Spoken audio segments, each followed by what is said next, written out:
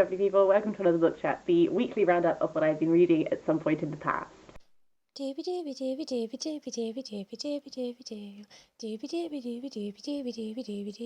Vlogs. I have 4 books to talk about this week. I apologise in advance if you can hear my boyfriend in the shower. It's a small flat, I can't really do anything about that. However, I can talk about books, so I'm going to dive in. I've got 2 middle grades, so I'm going to do middle grade, non-middle grade, middle grade, non-middle grade, if that makes sense. Starting with Eliza Rose by Lucy Worsley. Lucy Worsley is a historian who I really like. I really enjoy her BBC documentaries. This is her children's historical fiction book that's set during the Tudor times. Our main character, Eliza, as she grows up, you get to see a lot of Henry VIII's reign specifically. Eliza is a fictional character, but in this world, Lucy set her up as cousin to Catherine Howard. So a lot of this is around the time that she ends up in court with Catherine Howard.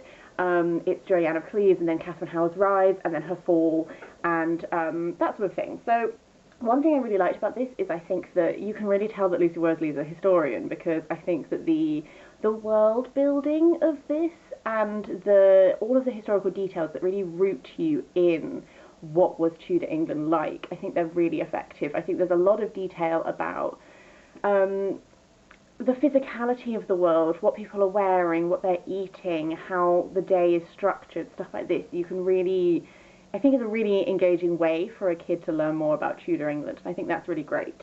I think one thing that I always have when I read Tudor fiction that is set during the Tudor times is, because I had such a Tudor era when I was a child, like peak obsessed.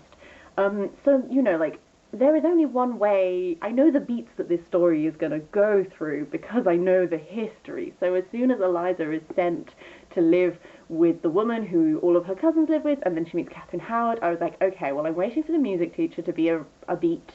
I'm waiting for them to get sent to court, like the beats of Catherine's ascendancy and her fall, all those things. That is something which I was expecting. One thing I found with this is that Eliza, I didn't always really like Eliza as a main character sometimes, because when she's at this school with the other girls, it's set up that she's being picked on for no reason and the girls are being really mean. But the things the girls are saying are in some ways quite fair. Like they call her out for the fact that she boasts a lot about her family, that she lies about things sometimes and blah blah blah. And Eliza sometimes plays like she's the victim of all these things, and I'm just like, but you are boasting too much about your family and it's getting you into sticky situations, so maybe don't do that. So I think that was, but then again, that is also very true to life, I think. You know, like, I know kids who were like that. So it's not a critique necessarily, it's just sometimes Eliza likes to posit herself as the victim, and I was just like, girl, maybe if you didn't lie about things, then people wouldn't call you out on the fact that you were lying about things. I also found the depiction of Catherine Howard quite interesting, because initially I felt like maybe it was a little one note, but then towards the end you get a little bit more of an acknowledgement that maybe Eliza's been perceiving Catherine how she wants to perceive Catherine, and maybe there is more to Catherine. She's not just like, it's just what during the early times that you're meeting Catherine Howard, she's like the Regina George of the Tudor world a little bit in this. But then towards the end, as you get closer to her downfall and when they're in the tower together and stuff like this, you get real glimpses into how she's just a girl who's doing what her family told her to do. And, you know, whether explicitly or implicitly, it's understood that to become the mistress and then wife of the king would be very beneficial for their family and all this stuff. So, like, actually, I thought this was a perfectly fun Tudor children's historical fiction book. After that is On the Road by Jack Kerouac. This has been one that I've been meaning to read for a while because I know the beat poet's very famous. I have read Big Sur by Jack Kerouac, and I'm going to make a bold statement. I think I liked Big Sur more than this. I think I struggled to really connect to these characters, and I use characters lightly because I know that this is so based on Jack Kerouac's real experiences, that these people are just these are just the experiences he had, and then he had to change the names on them. So, like, I think part of what I struggled with is just, like, this is, you know, 50s male attitude towards, like, women and people of colour, specifically black people in this. Not great. And I found that quite jarring. And I know that one of the things that people like about this is like the rhythm and the beat of the writing.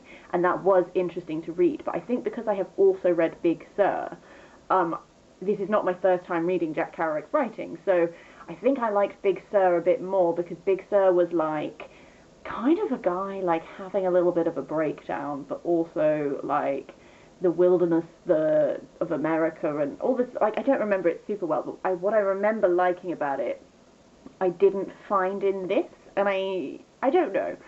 I struggled essentially to really connect to this, and I can sort of. I was talking to my boyfriend because my boyfriend, when he read this, absolutely loved it, really connected with it, and he was saying about how he's so connected with that like wandering around with no aim and just like seeing where you're going, and all like the way it was written he really liked, and I like objectively can see that. I just think for some reason I didn't connect with this, and that's fine. Not every book is a book that you'll connect to. I'm glad I read it, and I don't think it's bad. It's just it didn't really work for me. Something that was lovely though is I found this little letter inside of it, because this is a second-hand book, which has a lovely little sun on it. And I'm going to read you this letter because I think this letter is absolutely lovely, and I don't know, I have no way of knowing who these people are to get this letter to them. I don't know what the context was, but I just think this is a really nice letter.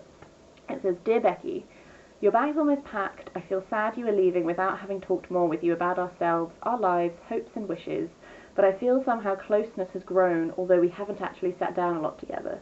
And then this is my favourite bit. "I appreciate your commitment to yourself and wish you a happy journey, creative and with a lot of new friendships to come, as well as deepening and growing the old. Take good care of yourself. With love, Bridget." And I just think that's a really lovely letter.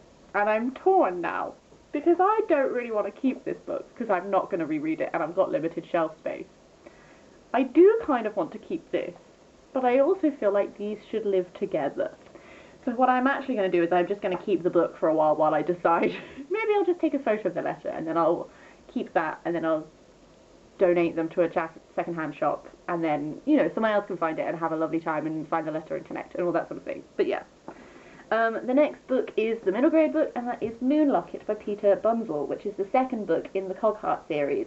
This is such a lovely children's middle grade series, and I'm really enjoying it. So Coghart series follows Lily and Robert, and Lily's mechanical, is that how you say it? Mechanical animal fox. Mangled that. Essentially, this is a world in which clockwork has a real role, because there are all these like clockwork beings. So like you would maybe call them robots, but like you have clockwork people, you have clockwork animals. They have to get wound up, and there's a whole current through this of like, what rights do clockwork beings have, and also hybrid beings that are part human but also a part clockwork, and the rights that they should have, and blah blah blah. So like clockwork and that sort of idea of like putting things together and understanding how they work is a real theme that runs throughout this.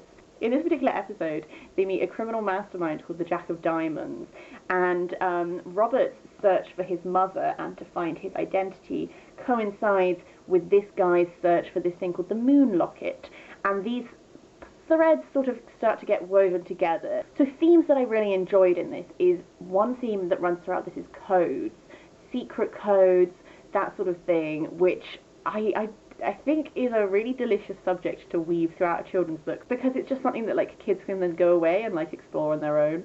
Another thing that goes throughout this is like mysticism and sort of you know, that boom that happened post World War One, well during World War One as well, where it's like this mysticism, this idea of like speaking to the dead and that sort of thing. Suffice to say, this was another really delightful kids book. I think this world is really enchanting. I think there is so much that a child would like find really interesting and engaging in these.